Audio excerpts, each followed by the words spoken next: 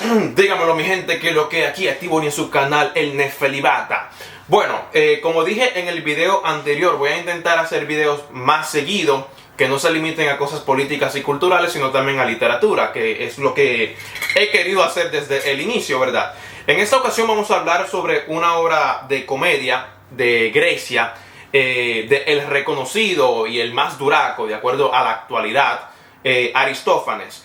Y esto lo tendría que poner entre un probable también, y entre quotes también, porque es las únicas obras que hemos obtenido del pasado son de Aristófanes. Por ejemplo, de la obra que vamos a discutir, Las Nubes, escrita o presentada en las Dionisias en el 423, quedó en tercer lugar. Es decir, habían otros dos que quedaron en primero, y el que quedó en primero en ese momento, Aristófanes incluso lo llamaba maestro, ¿verdad? Y bueno, de eso otra cosa. El punto es que esta, en la que nos ha llegado a nuestros tiempos, es como la segunda escritura de Las Nubes, que la compuso quizás en el 417-420, que es algo que él menciona, de hecho, en la misma obra, ¿verdad?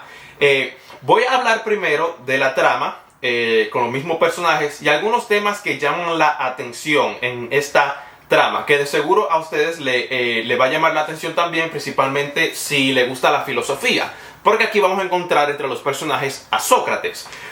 Los personajes son Entrepsiades, que es el anciano, que es el padre.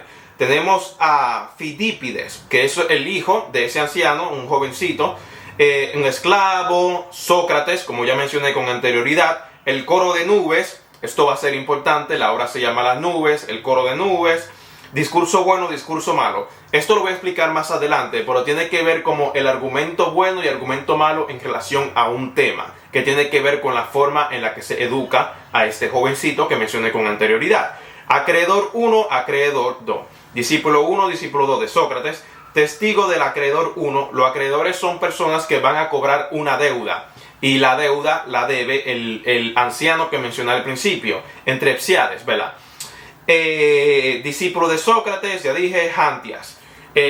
La trama es la siguiente. El anciano que mencioné al inicio, Entrepsiades, debe una deuda, y la debe porque su hijo está gastando dinero como un locotrón por todos los lugares. Él no sabe qué hacer con su hijo, que no se quiere parar de esa cama y hacer nada. Él le dice al hijo, pero por favor, por lo menos aprende el arte del discurso, del sofismo. Es decir, el poder utilizar un argumento malo y convertirlo en bueno a tu favor. Y él está pensando en una casa que está ahí mismo al lado, que se llama El Pensadero. Y el rey, el líder de ese pensadero, el maestro, es Sócrates. Pero el hijo no se quiere parar de esa cama. Es un vago como usted que está viendo este video. ¿Qué hace el padre? El padre entonces va él mismo al pensadero para aprender el arte del sofismo. Noten que estoy diciendo el arte del sofismo, y quien se lo va a enseñar es Sócrates. Si usted ha leído algo, por ejemplo, de Platón, notará que Sócrates odiaba a los sofistas y que no cobraba por enseñar de esa manera como lo enseñaban los sofistas, de convertir cualquier argumento a tu favor, de tu poder convencer a cualquiera, ¿verdad? Sócrates era más desde el punto de vista de llegar a la idea de la verdad y esto, ¿verdad? Sin embargo, aquí la manera en que lo representa Aristófanes es como si fuera un sofista, o sea, de una manera negativa. El padre va a este lugar, el pensadero, y cuando llega allá, ve a estos locotrones haciendo locuras. Él dice, pero ¿qué diablo es lo que está pasando aquí? Hay una clase, Aristófanes representa como una clase de burla, que estos individuos están haciendo tonterías. O sea, ¿qué diablo es lo que están haciendo, verdad? De hecho, cuando él va e intenta aprender algo, lo que le enseñan lo confunden. A él lo terminan confundiendo. Por ejemplo, se menciona, mencióname qué es esto, un ave, y a la ave femenina, ¿cómo tú le dices? Él le dice ave, él dice no, se le dice aviadora.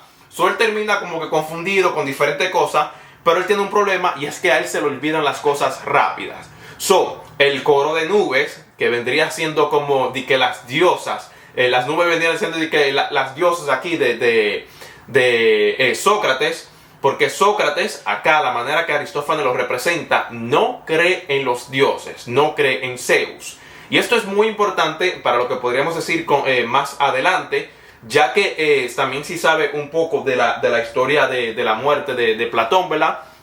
De Platón, de Sócrates, sabrá de que las acusaciones que se le hicieron a Sócrates en el juicio se remiten, por ejemplo, a la idea de que era ateo o que no creía en los dioses. Y lo otro, que estaba confundiendo la mente de los jóvenes, estaba envenenando la mente de los jóvenes. Y aquí vemos una idea de que él no cree en Zeus, ¿verdad? Cree de que no en la nube, en un dios de torbellino, una cosa rarísima así. Solo que hacen es que le dicen, bueno, ya que se te olvidan las cosas, ve dile a tu hijo que venga y que él aprenda. Él regresa a su casa, busca a su hijo, lo convence de alguna manera, lo bota de que ve y apréndete esto porque tienes que aprendértelo. Y de una manera bien cómica, porque como diablos si tú no sabes esto, lo que es una aviadora, tú no salta y ve a aprender. Cuando él va donde Sócrates, aquí aparecen los personajes del discurso malo y el discurso bueno. El discurso bueno intenta como que convencer al muchacho de las cosas positivas, de valores tradicionales, por así decirlo, de educación de un muchacho. De esto de no hablarle y respetar al padre, cosas tradicionales que podría haber una persona mayor en ese tiempo. Discurso malo se iba más con lo que estaban aprendiendo los jóvenes en ese momento, que Aristófanes entiende, podríamos decir, que son negativos y que lo están aprendiendo a través de los sofistas, ¿verdad? Vamos a decir que él aprende todo esto. Cuando él regresa a la casa y van los acreedores a cobrar la deuda, el locotrón, el padre, con el nombre de nombre rarísimo, Entrepsiades, le dice, si yo no te voy a pagar, porque si tú no sabes que esto, ¿cómo yo te voy a pagar a ti? Dime, tú eres un tonto, vete de ahí. Los acreedores terminan insultados, pero prometen de cierta manera regresar a cobrársela de una u otra manera, ¿verdad? Y luego recibe un golpe. ¿Y quién le da el golpe? El golpe se lo da su propio hijo. Y él dice, ¿por qué me das? Y él dice, bueno, es que tú tengo que enseñarte. Y aquí hay una cosa interesante, porque aquí hay un discurso, el niño, aquí hay una idea también de que en los valores tradicionales, el niño no le contestaba para atrás al padre, se quedaba callado, no le argumentaba. Sin embargo, aquí el muchacho le está argumentando para atrás, le dice un argumento muy interesante, le dice de que, ¿tú te acuerdas que tú me dabas golpe a mí cuando yo era niño? Él dice, sí, y el viejo le dice, sí, pero era porque tú eras un muchacho y es una manera de ponerte bien, de llevarte por el bien. Él dice, yo te estoy haciendo lo mismo. Y él dice, de hecho, yo debería darte más fuerte y 2 veces a ti. ¿Por qué? Porque tú, citando textualmente, dice, un viejo es 2 veces niños. Y además es menos tolerable el error en el viejo que en el niño. ¿Por qué? Porque el viejo tiene experiencia y debería saber lo que está haciendo de manera incorrecta. Llevarte por el camino correcto a ti, un viejo, debería ser un golpe más fuerte. El viejo se escandaliza, obviamente, dice, wow, ¿por qué diablo lo que pasó con este muchacho? Y después dice, de hecho, puedo argumentarte a ti de que es bueno también darle golpe a las madres. No solamente a ti, al padre, sino incluso a la madre. Ahí se escandaliza aún más. Punto es que después regresan los acreedores, terminan como que quemando la casa de él, terminan quemando a Sócrates, ellos queriendo quemar el lugar de Sócrates y todo esto, ¿verdad? Pero aquí hay una idea bien interesante. Aquí les voy a citar una de las partes de cuál es, como quien dice, por qué le sucede eso al viejo, ¿verdad? Aquí se cita, por ejemplo, el corifeo, que es el coro. Esto es lo que nosotras, mujeres, hacemos cada vez que tenemos noticias de alguien que pierde la cabeza por las malas acciones. Las malas acciones en esta circunstancia es que el protagonista, el viejo, intenta aprender artes malignas para utilizarla y evitar pagar la deuda que debe, ¿verdad? Y continúa entonces, después de esto, lo sumimos en la desgracia para que aprenda a temer a los dioses. Es decir, estas cosas que le sucedieron al protagonista, a Entrepsiades, le suceden por las malas acciones que él intentó cometer, además de que no quiso pagar la deuda. Es castigado, además de que el hijo, de cierta manera, se volvió más irrespetuoso, gracias a que el padre quería que fuera educado por Sócrates. Para acá lo interesante, los varios temas que podemos destacar, es la idea de la educación. Hay otras obras de Aristófanes que también se trata la idea de la educación, que también podemos verlo en las obras de de los dramaturgos cómicos también, Plauto y Terencio también, e incluso Menandre, ¿verdad? Pero aquí él también trata diferentes en otras obras, que voy a intentar hablar sobre ella en otros videos, ¿verdad? Sobre esta idea de la educación, cómo educar a los niños, o cuáles son las diferentes corrientes, como quien dice, de educación también, ¿verdad? Discurso malo, discurso bueno, que se vio acá, ¿verdad? Y de nuevo, esto es una comedia, es bien interesante, o sea, es bien cómico cómo se presenta a Sócrates y las tonterías que le está, como quien dice, enseñando, como que ridiculizando lo que enseña Sócrates, ¿verdad? Y que aún más tonto, que es una técnica que se usa mucho en la comedia, habrán notado, y es que cuando alguien dice algo de manera metafórica, la otra persona más tonta lo toma de manera literal, y eso crea una confusión cómica, ¿verdad? Es una de las técnicas que se usan aquí cómicas, ¿verdad?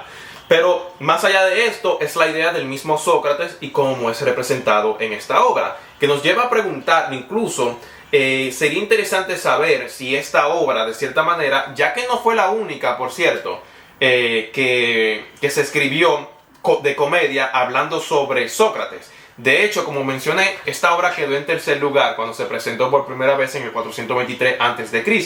La que quedó en segundo lugar se llama Conos, de un comediante que se llama Amipsias. De nuevo, no ha llegado nada de ese locotrón, solamente fragmentos de su obra. Y dice, curiosamente, el Conos, que así se llama la obra, trataba también sobre Sócrates. O sea, Sócrates era tratado en esos tiempos en estas comedias. No sabemos si esa lo estaban ridiculizando o no, pero sería interesante saber si se utilizó en ese momento histórico o de cierta manera moldeó la forma de ver a Sócrates, estas clases de obras que representaban a Sócrates como un sofista. Obviamente en esta, la otra no sé porque están fragmentos nada más.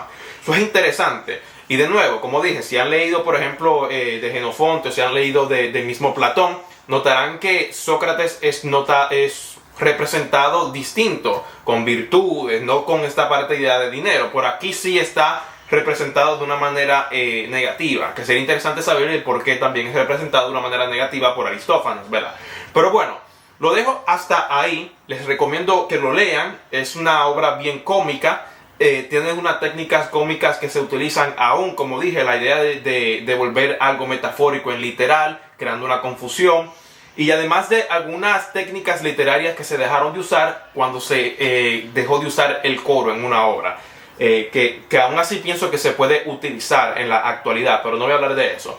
Lo dejo ahí, suscríbase si no se ha suscrito, mi Instagram está ahí abajo y coménteme de qué obra podría hablar, que quizás yo haya leído y todo lo demás. Adiós.